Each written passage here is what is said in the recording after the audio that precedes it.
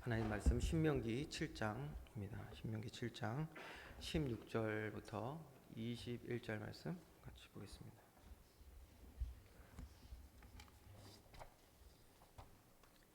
신명기 7장 16절에서 21절 한 절씩 교독하겠습니다. 내 하나님 여호와께서 내게 넘겨주신 모든 민족을 내 눈이 국률이 여기지 말고 진멸하며 그들의 신을 섬기지 말라. 그것이 내게 올무가 되리라. 내가 혹시 심중에 이르기를 이 민족들이 나보다 많으니 내가 어찌 그를 쫓아낼 수 있으리요 하리라마는 그들을 두려워하지 말고 내 하나님 여호와께서 바로와 온 애굽에 행하신 것을 잘 기억하되 내 하나님 여호와께서 너를 인도하여 내실 때에 내가 본 큰 시험과 이적과 기사와 강한 손과 편 팔을 기억하라. 내 하나님 여호와께서 내가 두려워하는 모든 민족에게 그와 같이 행하실 것이요 내 하나님 여호와께서 또 왕벌을 그들 중에 보내어 그들의 남은 자와 너를 피하여 숨은 자를 멸하시리니 너는 그들을 두려워하지 말라. 너희의 하나님 여호와 곧 크고 두려운 하나님이 너희 중에 계시니라. 아멘. 오늘도 하나님께 예배하기 위해 여기 모인 저와 여러분 가운데 허락하신 은혜가 임하여서 우리의 영혼의 치유함, 힘과 능력을 얻는 시간, 그래서 범사에 강건하고 잘 되어지는 삶이 있기를 주님의 이름으로 축원드립니다. 그러기 위해서 우리는 먼저 뭘 해야 할까요? 지체하지 말고 또 세월을 아끼면서 빨리 해야 하는 것이 있습니다. 바로 하나님의 복음이 나의 복음이 되어질 수 있도록 온 힘과 정성을 다해야 합니다. 왜냐하면 하나님께서 우리에게 허락하시고자 하는 그 복음이 아무리 놀랍고 또 기가 막힌다 하더라도 당장 내게 복음이 되어지지 않는다면 아무 소용이 없는 것입니다. 관심이 없죠. 하나님이 어떤 말씀을 우리에게 전해주셔도 내게 복음이 되어지지 않으면 관심이 없습니다. 관심이 없는 것에 집중하는 사람은 없겠죠? 그렇습니다. 집중하지 못하니까 딴 생각도 하게 되고요. 그러다 보면요, 제가 예전에도 우리 중고등부 사역할 때 봤거든요. 아이들이 분명히 저를 쳐다보는 것 같은데 제 너무 뒤를 보더라고요. 뭔가 딴 생각에 빠지는 거예요. 그러니까 초점이 없어요. 그렇게 시간 보내다 보면 졸리기도 하고 안 들리니까, 그렇죠? 무의미해지는 거예요. 그 시간이. 어떻게 그러면 삶의 우선순위가 예배가 될 수가 있겠습니까? 근데 우리가 신앙생활 하다 보면 들은 것들이 있으니까요, 머리로는 안단 말이에요. 그런데 내 삶은 복음적인 삶이 되어져 가는 것 같지 않단 말이에요. 그러니까 답답해져요. 그때부터 답답해지는 거예요. 나는 왜 이렇게 제자리 걸음하는 것 같지? 원로 목사님 그런 표현 많이 하시죠. 다람쥐 쳇바퀴. 이거 말고 또 다른 표현도 있는데 아세요? 말하려니까 또 배가 고프네. 따로국밥.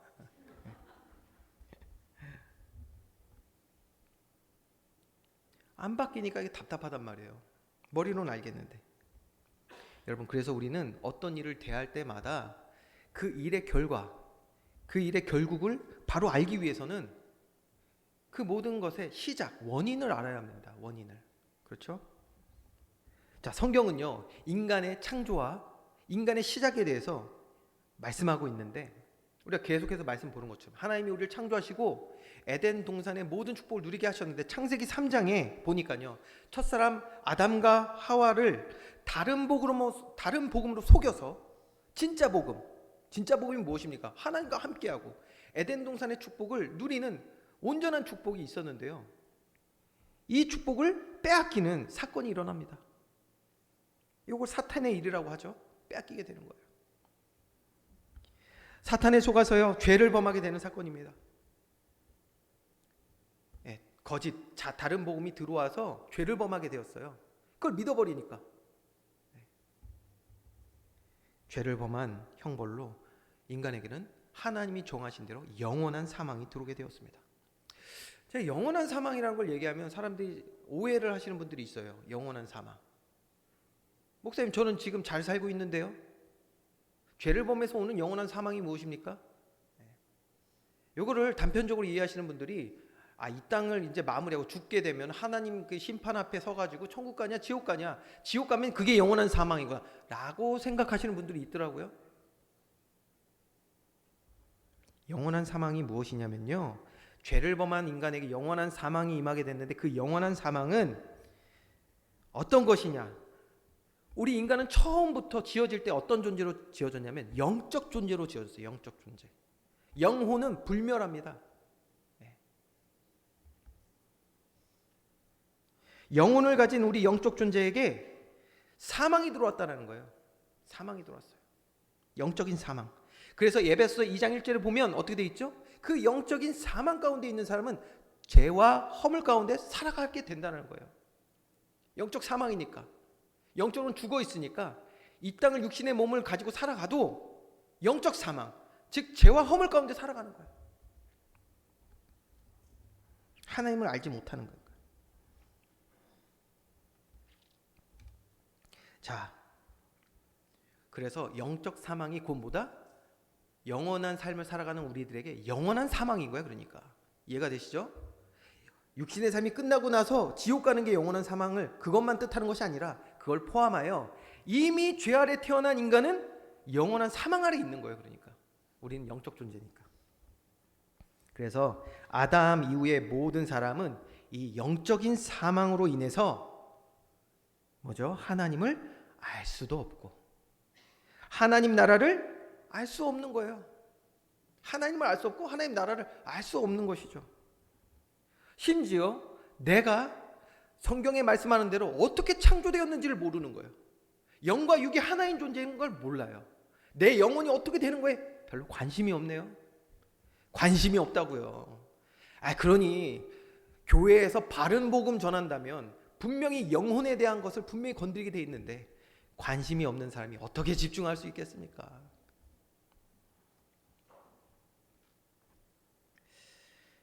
자, 이렇게 하나님도 알 수 없고 하나님 나라의 축복도 모르고 내가 누구인지도 정확히 알지 못한 상태로 태어나 살아가는 거예요.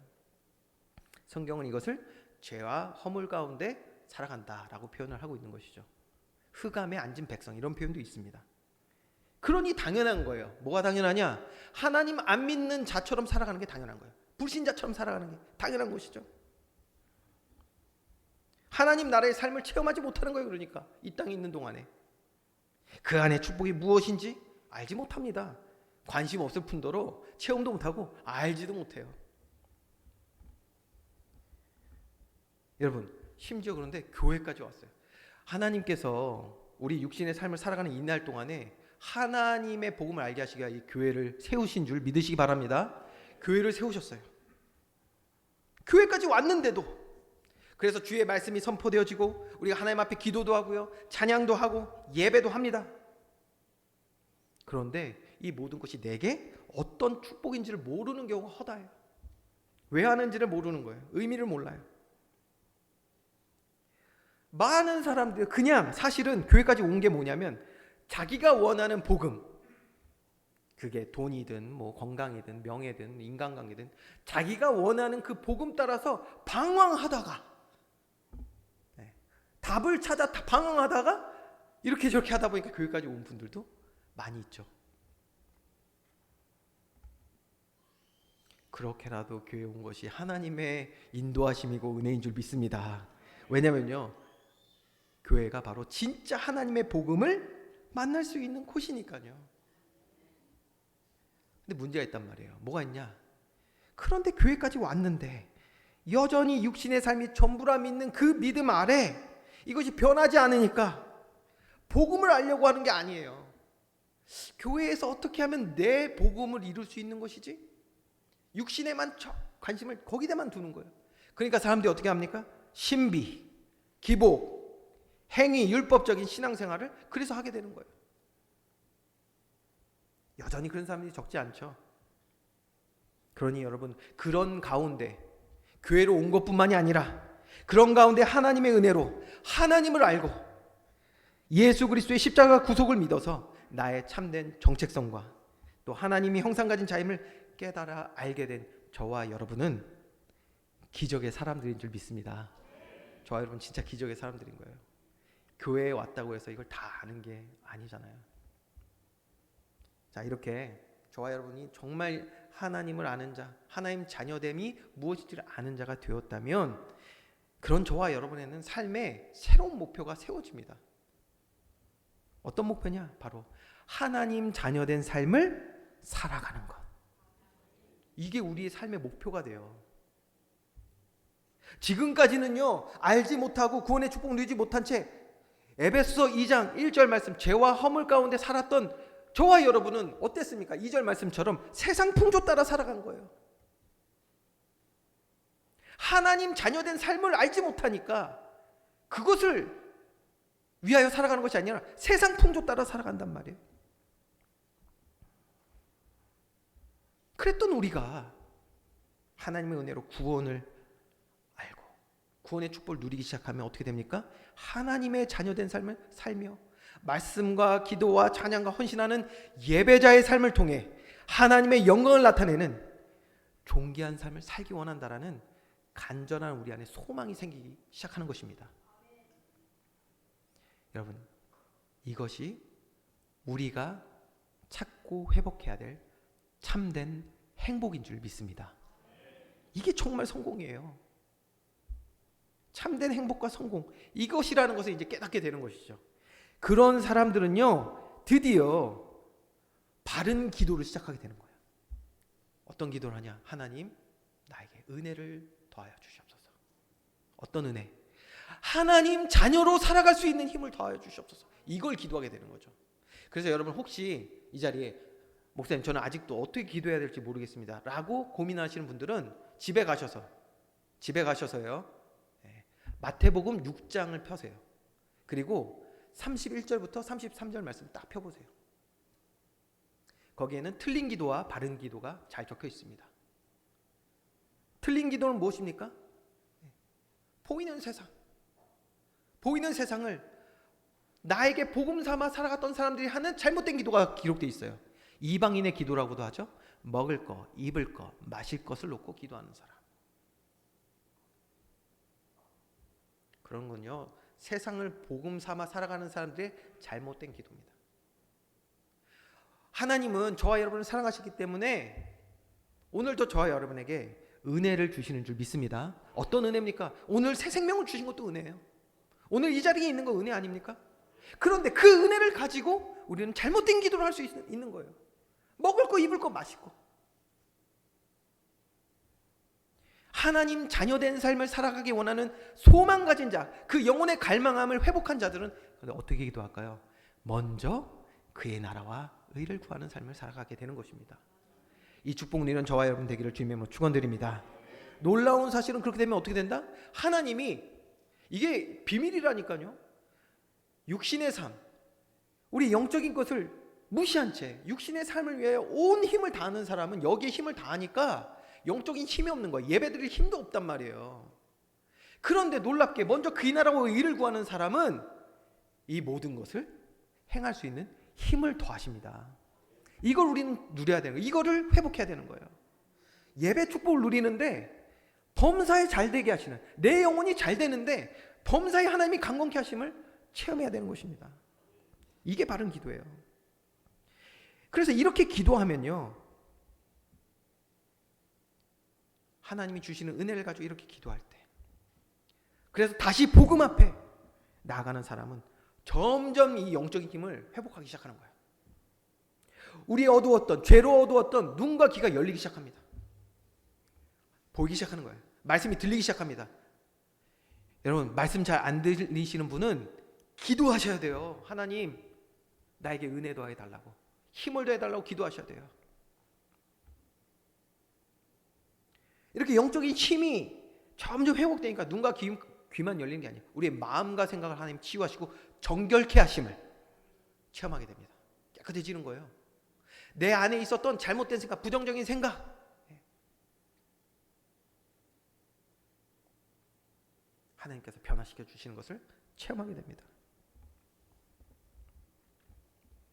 그러니까 지금까지 지내온 것, 내 힘과 노력이 아니었구나, 하나님이 하신 놀라운 일들을 다시 묵상하며 깨닫게 되고요, 오늘도 그 은혜 가운데 사는 것이 그것이 참된 행복이고 성공이구나, 이걸 알게 되는 것입니다. 그러면 당연히 하나님 은혜 가운데 살며 주시는 응답을 누리는 사람이 될 줄 믿으시기 바랍니다. 그런 사람이 어떤 고백하겠어요? 그러면 모든 것이 내가 아닌, 이 세상이 보이는 세상이 아닌 나를 창조하시고 나를 주관하시며 나를 구원하신 나의 아버지 하나님의 은혜구나 라고 고백하게 될 줄 믿습니다. 여러분, 이걸 다시 말하면요, 하나님이 하셨음을 고백하는, 모든 것을 하나님께 영광 돌리는 사람이 되는 것. 영광이라는 것은요, 그렇기 때문에 내가 뭘 잘해서, 내가 훌륭해서, 그래서 하나님께 영광 돌리는 게 아니라, 영광이라는 것은 우리의 삶 가운데 하나님을 인정할 때 하나님의 영광이 나타나는 것입니다. 이것이 바로 복음의 증인인 줄 믿습니다. 그래서 우리에게 허락하신 모든 순간들 가운데 하나님께 영광 돌리는 복음의 증인되는 저와 여러분 되기를 주님의 이름으로 축원드립니다. 자, 그래서 우리가 정말 이렇게 이제 기도해야 돼요. 기도해야 됩니다. 하나님께 은혜를 구하시잖아요. 그 은혜 갖고 기도해야 돼요. 주시는 힘을 가지고요, 예배하는 일에 정말 힘써야 돼요. 아멘이십니까? 정말 힘써야 돼요. 왜 그렇습니까? 우리 서론적으로 지금 봤잖아요. 복음이, 하나님의 말씀이, 복음이 내게 복음될 수 없는 원인이 무엇인지 지금 봤잖아요. 그런데 그러니까요, 우리의 상태에 이미 태어날 때부터 이미 깔려진 이 배경이 있는 거예요. 지금 영적인 영원한 사망, 영적 사망이라는 것이 깔려 있어요. 사탄이 그리고 그 위에다가 이미 작업해 놓은 일들이 만만치가 여러분 않습니다. 만만치가 않아요. 어떤 일을 해놨습니까? 이걸 이제 알아야겠죠? 그거 알아야 이제 우리가 그거를 뭐 진멸을 하든 뭐 기경을 하든 뭘 할 거 아니에요. 그래서 말씀을 우리 복습하는 차원에서 몇 가지 한번 퀴즈를 한번 해보겠습니다. 네, 점수가 잘 나와야 될 텐데, 그렇죠? 퀴즈를 보면, 자, 인간이, 첫 번째 질문입니다. 인간이 다른 모든 하나님의 피조물보다 특별한 이유는 무엇이죠? 뭐 여기저기서 뭐 답들이 나오는데, 1부 때도 이렇게 했더니 아주 그냥 눈이 내가 맞추겠다라는 상품이 나오진 않는데도 뭘 하여튼 게 경쟁심이라는 게 있나 봐요. 그렇죠?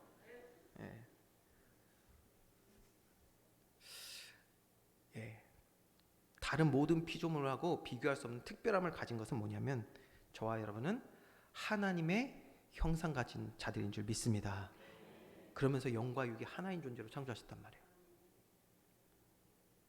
자, 두 번째 질문입니다.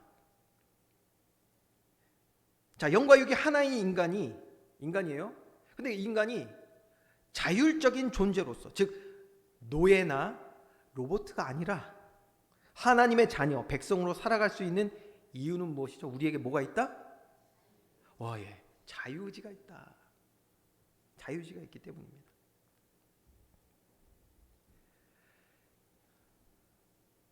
마지막 질문입니다. 자, 이렇게 우리는 인간은요, 하나님 형상 가진 영과 육이 하나인 존재, 그러면서 자유의지를 가졌는데, 인간의 자유의지, 즉 우리의 결단과 행동에 영향 주는 두 가지 요소가 있어요. 두 가지 요소. 그게 뭘까요? 두 가지 요소. 그렇죠. 지식과 감정.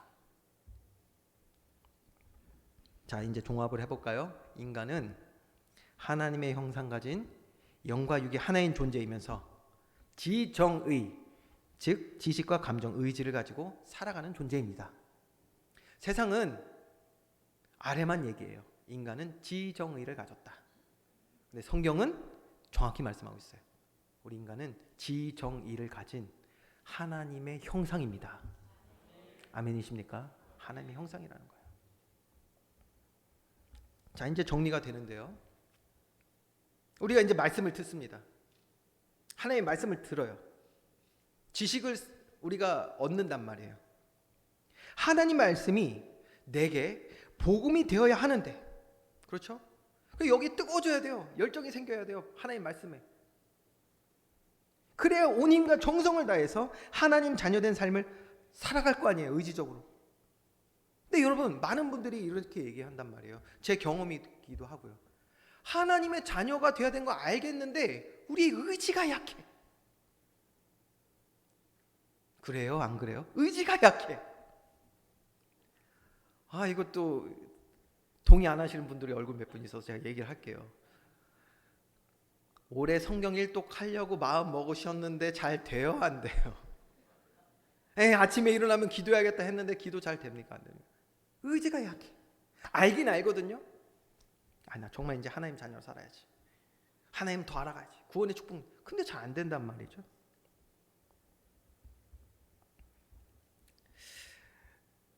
여러분, 사실 이제 우리 말씀 들으면 아시겠지만 의지가 약한 사람은 없습니다. 의지가 약한 사람은 없어요. 그냥 선택하고 있는 것 뿐이죠. 선택. 여러분, 우리가 선택한 거에는 우리가 얼마나 의지가 강한데요. 먹겠다는 의지 얼마나 강한데요. 네?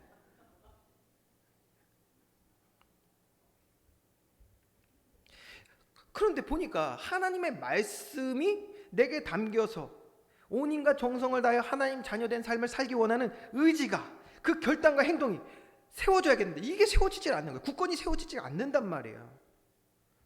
왜 그렇습니까? 우리의 의지는 아까 표에서 봤잖아요. 지식과 감정에 영향을 받아요. 그런데 창세기 3장 사건 이후로 어떤 일이 있습니까? 우리 지식에 이미 다른 복음이 심어졌단 말이에요. 심겼어요. 우리의 지식이 죄로 물들어 버렸어요.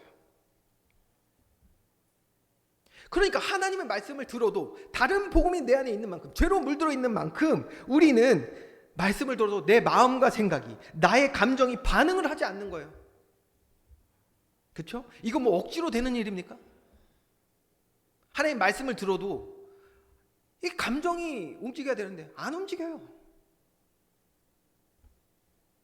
더 알고 싶어야 될 거 아니에요, 하나님을. 이게 억지로 되는 일이 아니거든요. 근데요, 반대로, 여러분 보세요. 반대로 놀랍게도 세상 지식을 들을 때는요, 다른 복음, 죄로 물든 다른 복음과 맞닿는 세상 지식을 들을 때는 여러분 어떻습니까? 예를 들면 돈에 대해서, 명예에 대해서, 권세, 지식, 건강, 외모, 인간관계 이런 것을 들을 때는요, 이런 걸 막 가슴이 막 뛰는 거예요. 막 뛰어. 제가 시우님이 항상 드리잖아요. 여러분에게 오늘 당장 10억이 생겼다. 가슴 뛰죠. 예? 하나님의 말씀 들을 때 우리의 영혼이 소생되어지고 하나님을 향한 열정이 회복되길 주님의 축원드립니다. 그런데 보세요. 인간은 지정의가 있는데 우리의 지식에 다른 복음이 심겨 있는 만큼 세상 복음에는, 세상 지식에는 막 뛴다니까요. 제가 예전에 다니던 저는 가까운 데서 이제 이발을 하는데 코로나 되면서 많이 어려웠나 봐요. 문을 닫으셨어요. 근데 그 전까지는 잘 다니던 제 미용실이 있습니다. 그 사장님이 한 50대 한 중반 되셨던 것 같아요. 그러니까 뭐 아시죠? 미용실 가면 그렇게 또래 아주머니들이 많이 오세요. 와가지고 뭐 이런저런 얘기를 해. 이런저런 얘기. 그냥 자기들끼리 하지. 나한테 가끔씩 물어봐 뭐라고. 난 듣기 싫 그냥 눈 감고 있었어요. 난 안 보입니다 하는 식으로 그냥 눈 감고 있었는데 물어봐요. 그런데 그러다 보니까 한 번은 되게 이상한 웃긴 얘기를 하더라고요. 무슨 얘기하냐? 뭐 드라마를 보는데 거기 남자 주인공을 봤는데 그렇게 마음이 설렜대네. 그 남자 주인공 뭐 자기네들 무슨 상관이 있다고, 그 설렌다고, 못 기다리겠다고 뭐 그러면서. 여러분, 내게 이미 복음으로 자리 잡은 것들, 여기에 마음이 뛰는 것이죠. 우리의 감정이 여기에서 움직인다는 것입니다. 그렇게 되면 어떻게 된다고요? 있는 힘, 없는 힘 다해서 그 복음을 위해서 살아가게 돼요. 어떻게든 기어서라도 가고요. 못 먹어도 고. 올인하게 된단 말이에요. 올인. 자, 여러분, 이렇게 어떤 지식이, 우리 인간은 지정의를 가진 인간이기 때문에 어떤 지식이 내게 들어왔냐, 이게 너무 중요한 거예요. 어떤 지식이 내게 들어와서 그것을 복음으로 삼고 있냐, 이게 너무 중요한 거예요. 그런데 영적 사망 가운데 있는 인간은 영적 지식에 대해서는 무지할 수밖에 없는 상태잖아요. 그렇죠? 태어나서부터 우리는 그렇기 때문에 세상 지식만을 배우고 보고 여기에 확신하며 살아가게 되었던 거예요. 우리 인간이 삶을 살아가는 데 있어서 가장 중요하다는 지정의를, 그렇기 때문에 죄와 사탄에 완전히 내어줬던 것이죠. 빼앗겼던 것입니다. 여러분, 이렇게 죄는요, 우리의 영원한 사망을 앗아갔을 뿐 아니라 사탄은 우리의 지식과 감정을 죄로 물들여서, 지식과 감정이 죄로 물드니까 우리의 자유의지는 죄의 속박이 됐던 거예요.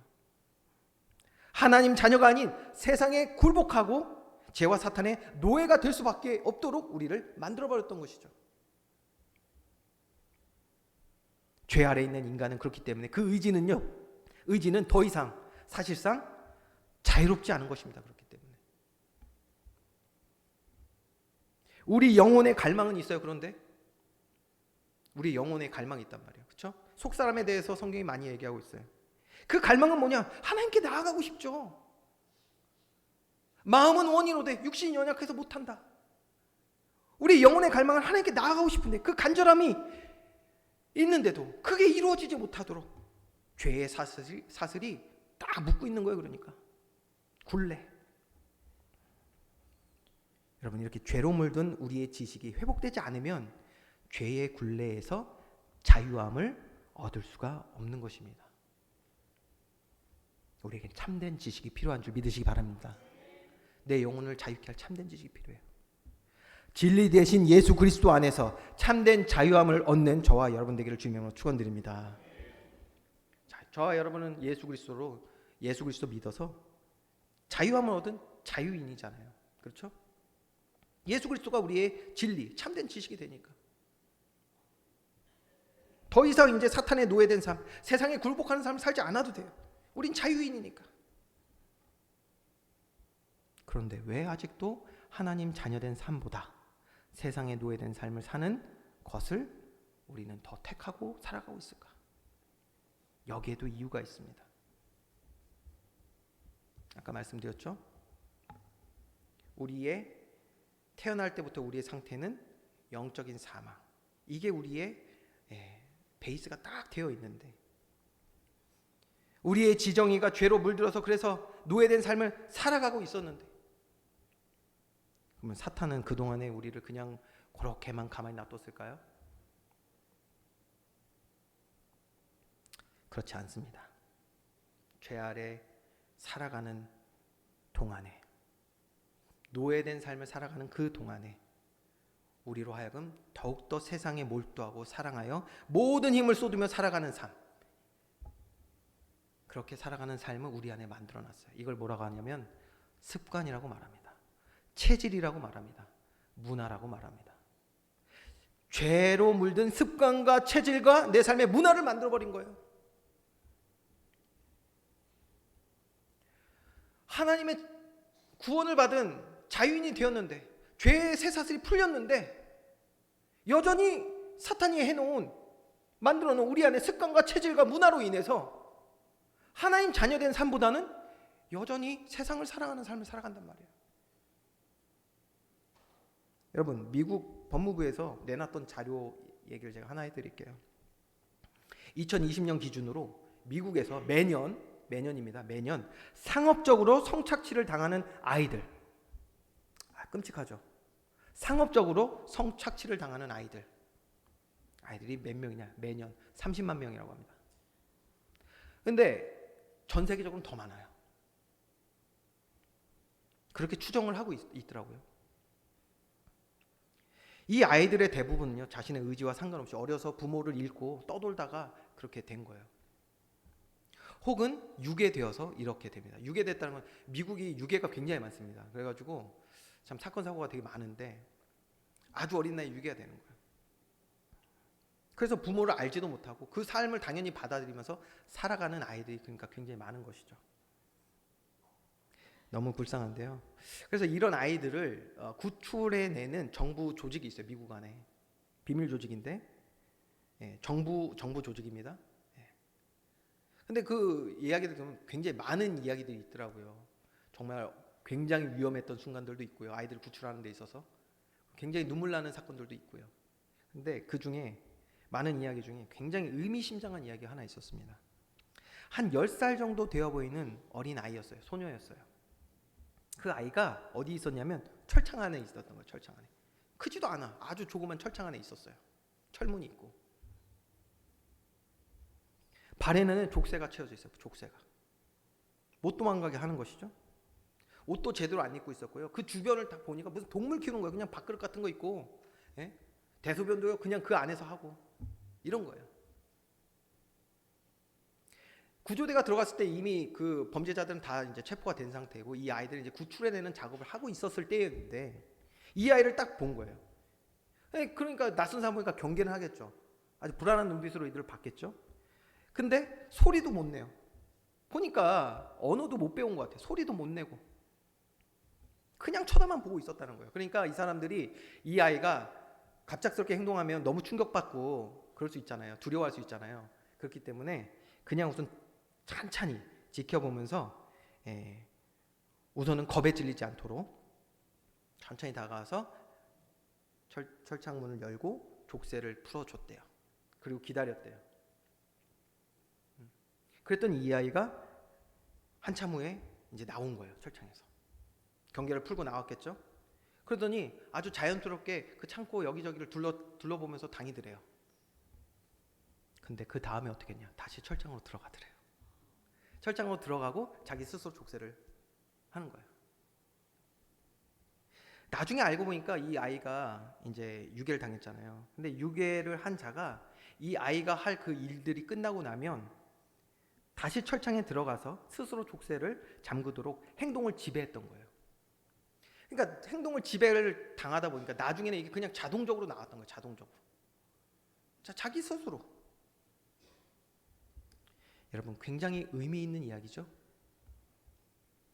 아담과 하와를 속인 사탄이요. 아담 이후 죄 아래 영적 사망 가운데 태어나 보이는 세상이 전부라고 생각하고 살아가는 우리들의 삶을 여러분 그냥 자유로이 놔뒀을 거라고 생각하십니까? 아니죠. 우리의 지식과 감정을 죄로 물들였을 뿐 아니라 죄 아래 계속해서 살아가도록 이것이 반복되는 죄를 선택하고 죄를 결정하는 우리들의 의지를 타락된 의지를 계속 반복하도록 습관, 체질, 문화가 되도록 사탄은 이랬다라는 것을 우리는 잘 알아야 합니다. 의지가 약하다고요? 사탄이 우리 안에 해놓은 이 습관, 체질, 문화가 있기 때문이에요. 다른 말로 하면요, 죄의 영향 안에서 빠져나가지 못하게 하는 이 어마어마한 무서운 장치를 우리 안에 만들어 놓은 거예요. 여러분, 우리의 행동, 즉 의지가 발동하는데 가장 밀접하게 영향 주는 것이 뭐죠? 감정입니다. 감정. 여러분, 지식이 중요해요. 지식이 시작이 되지만 지식을 듣고도요, 우리 감정적으로 확정이 되지 않으면 행동하지 않잖아요. 누구든. 그러니까 우리 행동에, 의지적인 행동에 가장 밀접한 곳에 있는 것은 감정이에요. 자, 보세요. 내게 복음이 되는 것이라고 우리가 생각하는 것들을 우리가 느끼는 감정은 무엇입니까? 여러분이 복음이라고 생각하는 것들. 쉬운 예로 한번 해볼게요. 돈. 우리 모두에게 기쁜 소식 아닙니까? 돈이라는 거. 저에겐 기쁜 소식이에요. 여러분에게 기쁜 소식이고.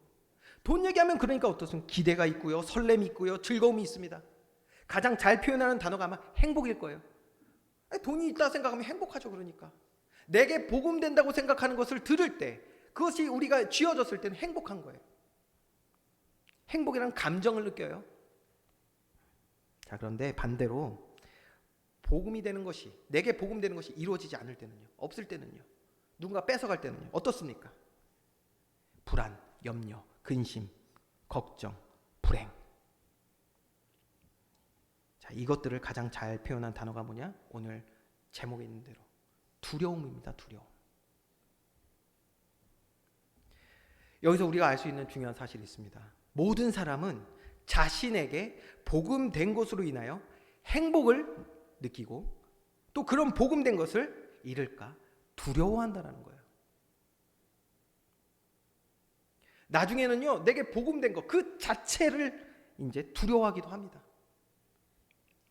오늘 신명기 7장은 그 전체 내용에서 이러한 부분에 대하여 잘 말씀하고 있습니다. 내용을 제가 요약을 좀 해드리면요, 이런 거예요. 너 이스라엘 백성들은 복음을 마음에 새겨야 된다. 하나님의 구원의 능력을 마음에 새겨야 된다. 그런데 이것을 잊게 만드는 것이 있다. 그것이 바로 세상 지식, 문화, 우상들이다. 이런 것들을 진멸하라 라고 말씀하시는 내용입니다. 이런 것들을 진멸하라는 거예요. 왜 그렇죠? 죄가 하는 일이 무엇입니까? 세상 지식, 문화, 다른 신, 우상들 이런 것들로 우리의 지정의를 또다시 죄로 물들여서 내게 복음되어야 할 하나님을, 하나님의 능력을, 하나님의 구원을, 주의 말씀을 또 거짓된 것으로 바꾸게 만드는 그 일을 하기 때문이에요. 그래서 하나님이 이거를 진멸하라고 말씀하셨어요. 16절 말씀 볼까요? 오늘 읽었던 16절 말씀. 그렇게 하지 못하면 이게 뭐가 된다? 올무가 된다는 거예요. 족쇄가 된다는 거예요. 족쇄가, 올무가 빠져나오지 못하게 하는 족쇄가 된다는 거예요. 우리가 빠져나오지 못하는 이 올무, 족쇄 우리에게 또 잠겨버리면 어떻게 됩니까? 또 거짓된 복음이 나를 사로잡게 되는 거예요. 그러면 하나님이 아닌 또 세상 바라보고 세상을 사랑하고 하나님이 아닌 세상을 두려워하게 되는 그런 우리들의 삶이 되어버리는 것입니다. 이쯤에서 우리 한번 질문해 볼까요? 여러분, 지금 이 순간 우리를 가장 두렵게 하는 것은 무엇입니까? 여기서 우리의 복음이 무엇인지를 또 보게 되는 것이죠. 우리 삶의 우선순위도 보게 되는 것이죠. 성경에서 몇 가지 예를 제가 한번 들어보겠습니다. 여러분, 창세기의 마지막 좀 보면은 누구에 대한 내용이죠? 야곱의 가정에 대한 얘기죠. 이게 지금 무슨 얘기인지 모르시는 분들은 진짜 회개하시고 성경을 읽으셔야 돼요. 성경을 읽어야 됩니다. 자, 야곱의 아들들이 가나안의 흉년으로 인해서 어디로 올라갑니까? 애굽으로 올라가죠. 애굽에 올라가니까 누가 있어요? 자신들이 주기로 했던, 그래서 팔아버린 동생 요셉이 있는 곳이에요. 요셉이 그냥 있는 게 아니라 그 나라에 뭐가 되었습니까? 총리가 되었잖아요. 그 사실을 모른 채 이제 처음 만남을 이제 갖게 되고 그 가운데 여러 가지 일들이 생기죠. 시간상 다 얘기는 할 수 없고요. 그러니까 처음에는 이들이 애굽의 총리가 자신들이 죄를 범한 그 요셉인 줄 모른단 말이에요. 그러니까 여러 일이 일어나고 이제 자신들이 해를 입을까 굉장히 두려움 가운데 있었을 때입니다. 이때 요셉이 말하죠. 창세기 45장 4절에서 5절 말씀을 한번 같이 읽어보겠습니다. 시작. 요셉이 형들에게 이르되 내게로 가까이 오소서. 그들이 가까이 가니 이르되 나는 당신들의 아우 요셉이니 당신들이 애굽에 판 자라. 당신들이 나를 이곳에 팔았다고 해서 근심하지 마소서. 한탄하지 마소서. 하나님이 생명을 구원하시려고 나를 당신들보다 먼저 보내셨나이다. 아멘. 자, 가까이 오라는 거 얼마나 두려웠겠어요. 가까이 오라고 하고선 얘기하는 거예요. 당신들이 이 말을 안 하면은 좀 덜 두려웠을 것 같은데, 당신들이 애굽에 판 내가 요셉입니다 이러니까 아이고 큰일 났네. 근데 그 요셉이 또 누구예요? 총리예요, 총리. 누가 그러더라고요. 병 주고 약 주냐고.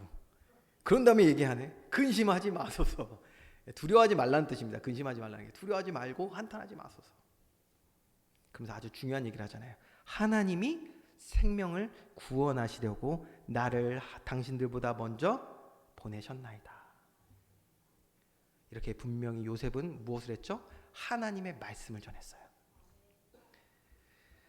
우리 하나님의 사람들은 하나님의 말씀을 경청하고 그 앞에 엎드리는 경외하는 자 되기를 주님의 이름으로 축원드립니다. 하나님의 말씀이 복음된 사람은 하나님의 말씀을 경외하는 거예요. 자, 그런데 요셉의 형들은 그렇지 못했어요. 이들이 진정 두려워했던 것은 하나님의 말씀이 아니에요. 왜요? 복음이 아니니까. 볼까요? 창세기 50장 15절에서 또 18절 19절 내용입니다. 제가 읽어드릴게요. 요셉의 형들이 이제 요셉의 아버지인 야곱이 이제 하나님 부르심 받았죠. 요셉의 형제들이 그들의 아버지가 죽었음을 보고 말하되 요셉이 혹시 우리를 미워하여 우리가 그에게 행한 모든 악을 다 갚지나 아니할까 하고 18절 그의 형들이 또 친히 와서 요셉의 앞에 엎드려 이르되 우리는 당신의 종들이니이다. 요셉이 그들에게 이르되 두려워하지 마소서 내가 하나님을 대신하리이까. 분명히 요셉은 하나님의 말씀으로 복음으로 이들을 위로했잖아요. 구원의 복음을 이들에게 전해줬잖아요. 그러나 여전히 세상 가운데 살며 세상을 복음 삼아 살아가고 있는 이 형들은 하나님의 말씀보다 하나님보다 누굴 지금 더 두려워하고 있습니까? 요셉을 두려워하고 있어요. 더 정확히 말해볼까요? 요셉의 총리됨을, 그 세상 권세를 두려워하고 있단 말이에요.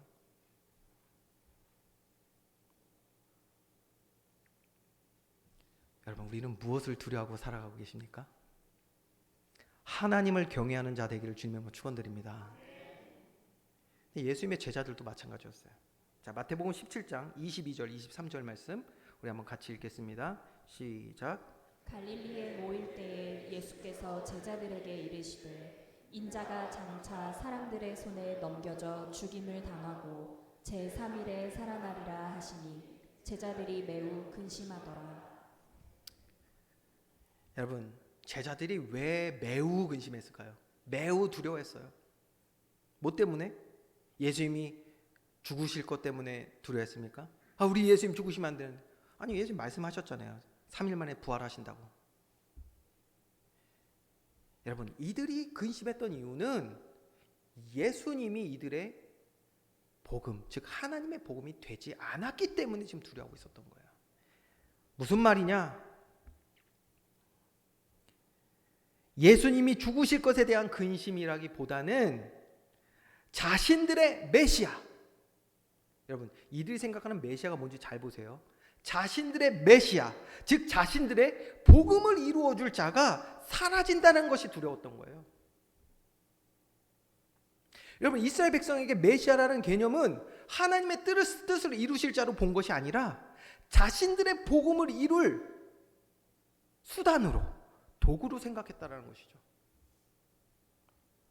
여러분, 왜 많은 이스라엘 사람들이 아주 뜨겁게 예수님을 환호했는지 아십니까?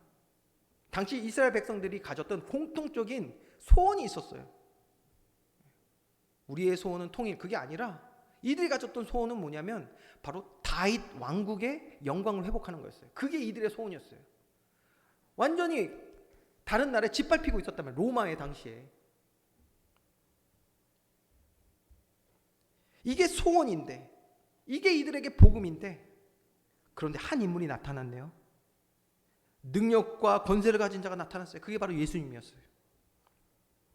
그래서 이들은요, 자신들의 이 복음을 이루어줄 자로 예수님을 바라봤던 거예요. 수단으로, 도구로 생각했던 거예요. 예수님을 이용하려 했던 것이죠. 오늘 우리는 그렇지 않습니까? 이들은 이용하려 했어요. 예수님을 자기 복음을 이루는 것으로 예수님을 이용하려 했던 거예요. 하나님의 뜻을 이루시기 위해서 오신 것이 아니라 자기 뜻을 이루기 위하여 예수님을 바라봤던 거예요. 수단과 방법으로. 그러니 하나님의 뜻, 예수님을 통해 하나님의 뜻이 이루어질 것은 전혀 보이지 않는 거예요. 말씀하셔도 안 보여요. 죽고 부활하신다, 부활의 의미도 모르고요. 보이지도 않아요. 들리지도 않아요. 뭐만 들려요? 내가 죽는다.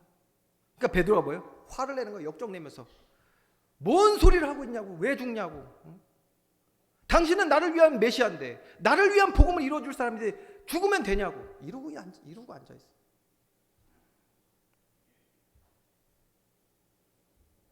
자신들이 믿는, 참된 성공이나 믿는 것을 이루어줄 자, 그것이 이들에게 구원자였고 메시아였단 말이에요.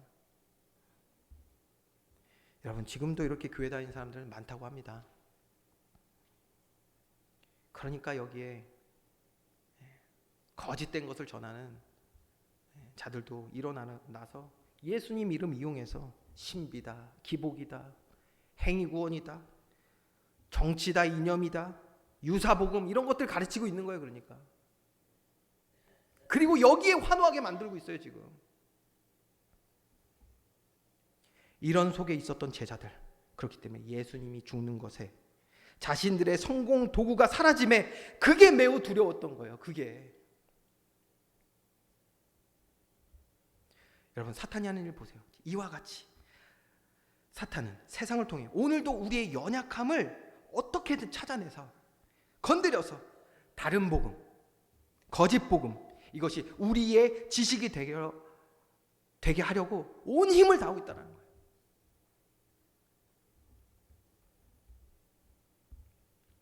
오늘 제목 말씀 다시 한번 우리가 봐봐야겠죠.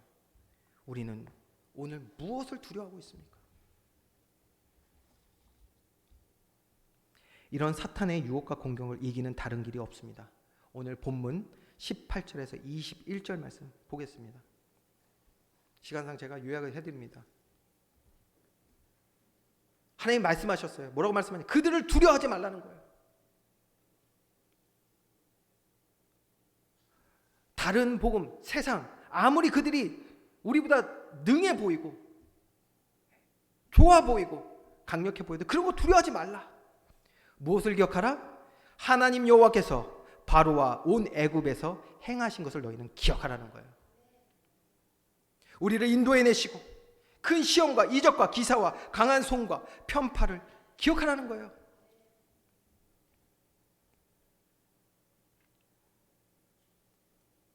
여러분, 세상을 사랑하지 않고 또 세상을 두려워하지 않는 길은 바로 하나님의 능력과 그의 행하신 구원을 기억하는 것인 줄 믿으시기 바랍니다. 그래서 날마다 구원의 하나님을 기억하는, 되새기는 삶을 사는 은혜가 저와 여러분에게 있어야 될 줄 믿습니다. 결론입니다. 결국 우리는 내게 복음된 것을 잃을까 두려워하고 있죠. 두려워하며 지금 살아가고 있는 것입니다. 오늘 이 시간에도 나는 무엇을 두려워하며 살아가고 있지? 곰곰이 잘 생각해야 합니다. 그런데 이 시간에 오늘 우리의 복음이 하나님의 복음이 된다면 우리가 진짜 두려워하게 될 것은 한 가지밖에 없어요. 하나님의 자녀가 하나님 아버지와 함께 할 수 없는 것, 아마 이것을 가장 두려워하게 될 것입니다. 왜? 하나님이 내게 복음이니까. 마태복음 16장 26절 말씀 우리 한번 같이 읽겠습니다. 시작. 사람이 만일 온 천하를 얻고도 제 목숨을 잃으면 무엇이 유익하리요? 사람이 무엇을 주고 제 목숨과 바꾸겠느냐? 아멘. 여러분, 천하를, 세상이 말하는 부귀영화, 성공과 행복이라고 말하는 것들을 다 얻고 누린다. 아니, 그것도 잠시 누린 거겠죠? 그렇게 잠시 누리고 다 얻었어요. 다 누렸어요. 그렇게 하고 여러분, 죄와 사탄의 여러분의 영원한 생명, 하나님 자녀로 하나님과 영원히 함께하는 축복을 내어주고 바꿔버리고, 누구 말대로 뭐 엿바꾸듯이 바꿔버리고 잃어버린다면 그것이 참된 성공이고 행복입니까? 그런데 이것도 모른 채 사탄의 속아 세상적으로 부하려고, 세상에 부하려고 살아가면 어떻게 되겠냐고요. 저와 여러분은 세상의 부한 자로 살기 원하십니까? 아니면 하나님 자녀된 삶을 살기 원하십니까? 말씀을 우리 마지막 확인하고 마치려고 합니다. 세상에 부하려는 자들 어떻게 됩니까? 디모데전서 6장 9절에서 10절 말씀. 세상으로 부하려는 자들은 시험과 올무와 여러 가지 어리석고 해로운 욕심에 떨어지나니, 반드시 그렇게 되게 되어 있습니다. 곧 사람으로 파멸과 멸망에 빠지게 하는 것이라.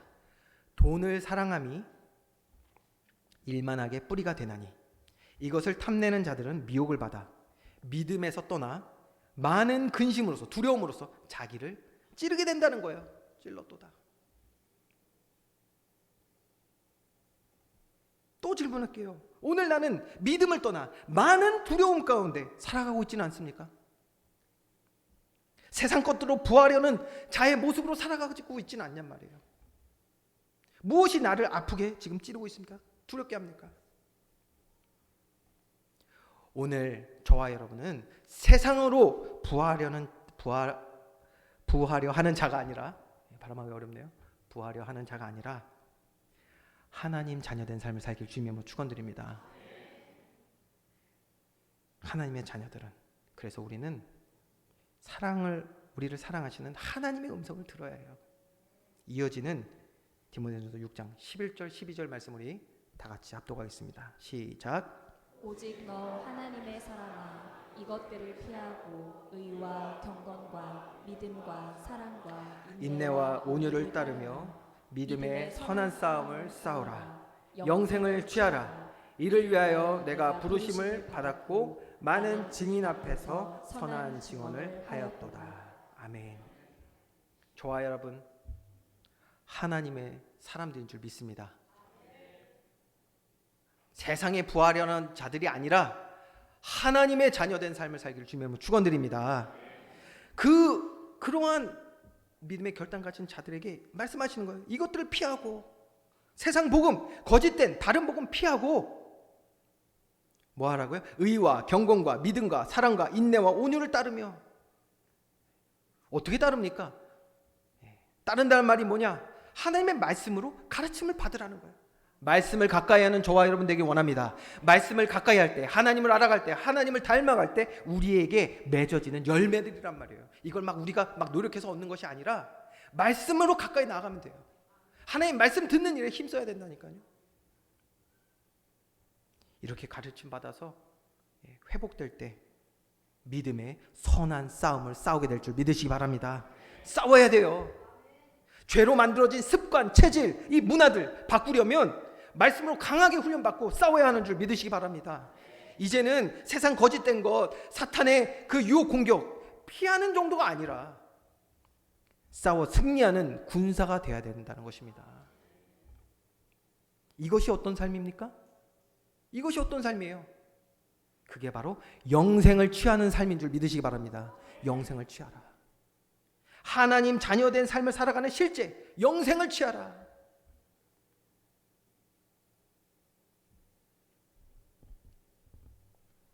우리는 이를 위해 부르심을 받은 하나님의 자녀들인 줄 믿습니다. 그러면 더 이상 세상 앞에 굴복할 수밖에 없었던 그 두려움 다 없어지고, 두려움 없어지고 하나님이 주시는 참된 평안, 기쁨, 확신과 소망 가운데 살며 하나님의 영광을 나타내는 증인 되어줄 줄 믿으시기 바랍니다. 이런 축복 누리는 저와 여러분 되기를 주님으로 축원드립니다. 이 시간 우리 말씀을 묵상하고 생각하면서 이 찬양 같이 하기 원합니다. 우리 오늘 찬양 시간에 함께 찬양했는데 가사가 너무 오늘 말씀에 은혜를 더해주는 찬양인 것 같습니다. 예수 안에 소망이 있네. 이 말씀, 이 가사들 말씀과 함께 우리가 묵상하면서 주님 앞에 고백하는 시간 가지기 원합니다. 예수 안에 소망 있네. 내 빛과 힘 나의 노래 환난 중에 도우시는 주 너의 견고한 완성, 크신 사랑, 크신 평화, 두려움에서 날 건지네. 내 위로다 내 모든 것 주 사랑 안에서 이뤄. 죽임당한 세상의 빛 어둠 속에 누이셨네. 영광스러운 그의 날에 무덤에서 부활했네. 승리하신 원수들을 물리쳤네. 주의 것, 주 나의 것, 주 보혈 안에 살리. 주 예수의 능력으로 예수의 능력으로 내 속에 두려움. 아멘.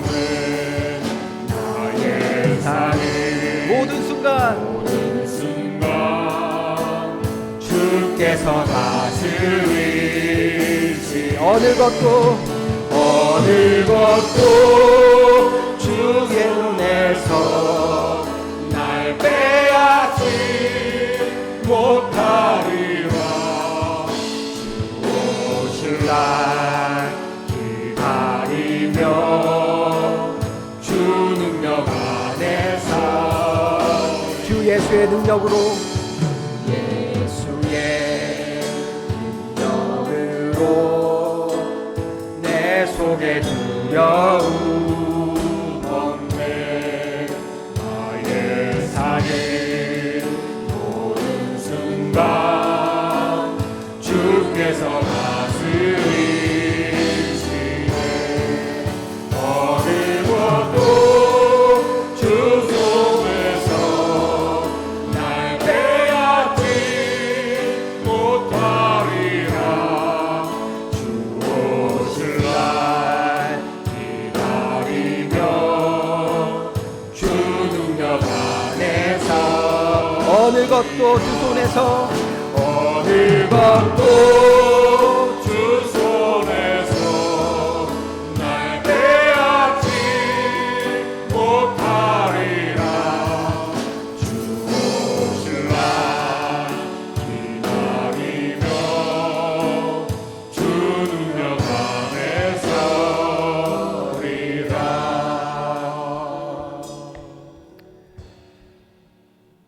하나님 자녀된 축복 안에 우리를 부르시고 믿음 안에 살아가게 하신 하나님께 감사를 드립니다. 그 어느 것도 주의 손에서 우리를 빼앗을 수 없음을 이 시간 고백합니다. 주의 능력 안에 살아가는 하나님 자녀된 삶을 살아가는 우리 모든 주의 백성들 다 되게 하여 주시옵소서. 주님 오실 날이 우리에게 점점 다가오고 있음을 우리가 봅니다. 주님 믿음 안에 승리하며 주신 모든 날 가운데 하나님의 영광을 나타내며 살아갈 수 있는 우리 모든 주의 백성들 두려움 없이 담대히 믿음으로 살아가는 일에 결단하고 힘을 다해 나아갈 수 있는 예배자들 다 되게 하여 주시옵소서. 감사드리며 예수 그리스도의 이름으로 기도합니다. 아멘. 광고 말씀 드리겠습니다. 오늘은 점심 식사 이후에 오후 신앙 활동 모임이 있습니다. 여러분 함께 또 참여하셔서 은혜